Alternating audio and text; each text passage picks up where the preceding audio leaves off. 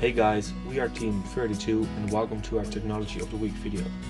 This video will discuss the changing dynamics of information goods within the newspaper industry. Today we follow Susan and Leo. They like to stay up to date about what is going on in the world.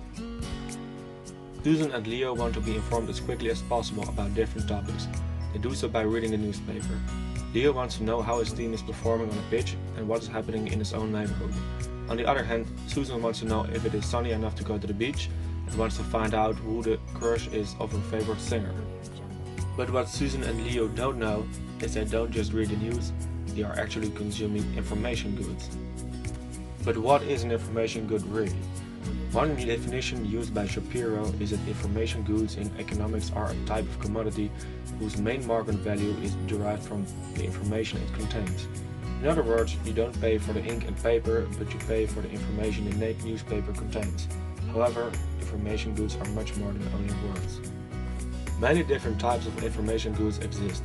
You can think of the MP3 files on your computer, the interesting study books you hate, the DVD you watched last night, or the newspaper you read this morning, on which we will focus in this video.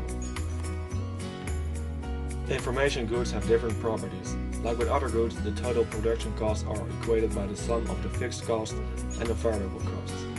Information goods are costly to produce and cheap to reproduce. Because of this, fixed costs are high and variable costs are low. The more companies produce, or use economies of scale, the more they benefit from the production of information goods. However, in a market of commodity goods with perfect competition, prices will eventually be driven to zero. In this situation, marginal revenue and marginal costs are equal.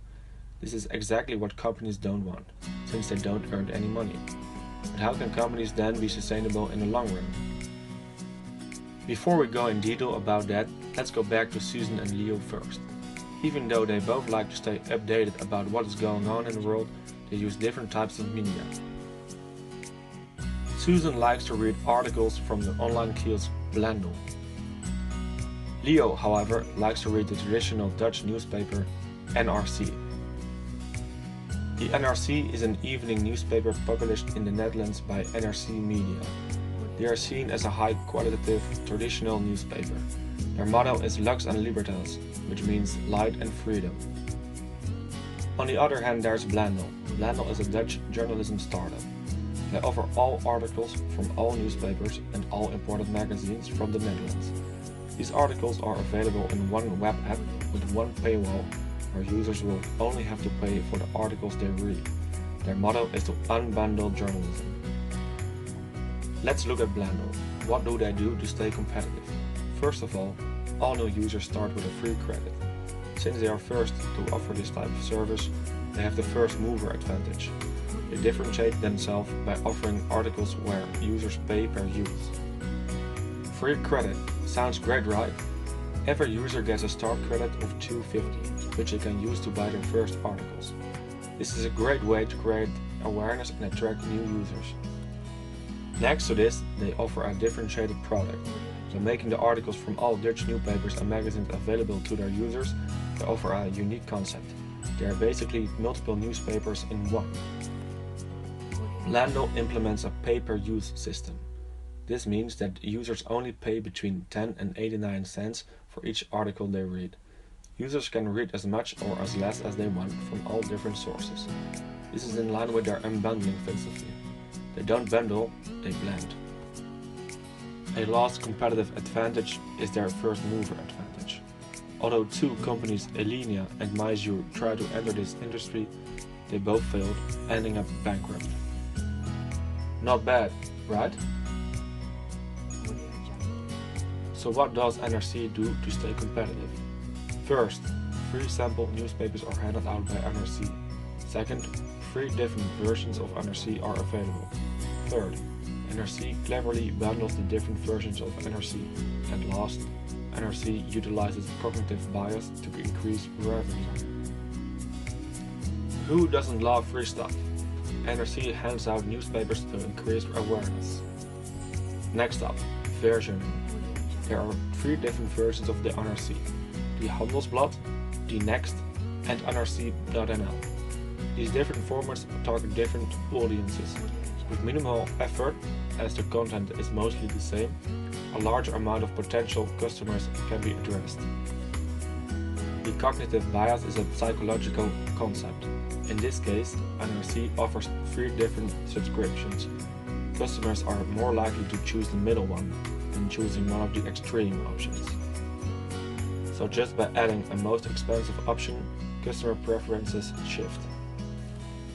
Along the same lines, NRC bundles its paper version with its online version. The upper option combines the online and daily newspaper. The lower option combines the online newspaper and the Saturday edition.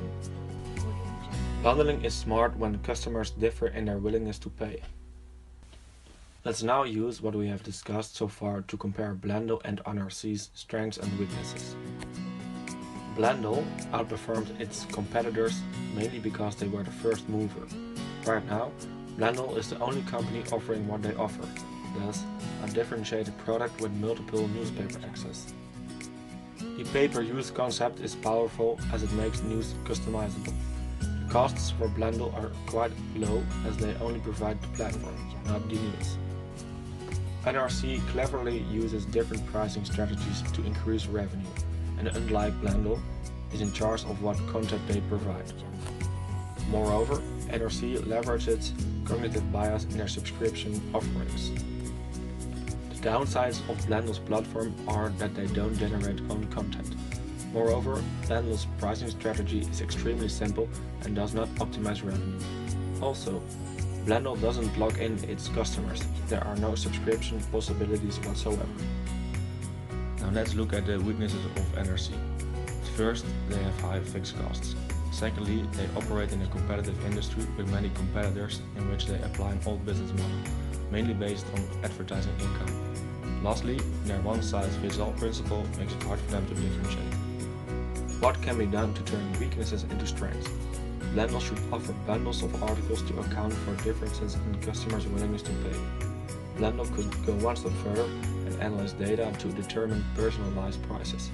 Doing so, Blendle should use cognitive bias as a lever to increase revenue. NRC should definitely become more digital by, for example, incorporating videos. Moreover, NRC should further develop its pricing strategy by introducing group pricing. So what did Susan and Leo learn? Information goods differ more from regular consumer goods. This calls for a different pricing strategy. This has been illustrated using Blendle and NRC's completely different business models. This video was created by Group 32 for the course Information Strategy. Thank you for watching.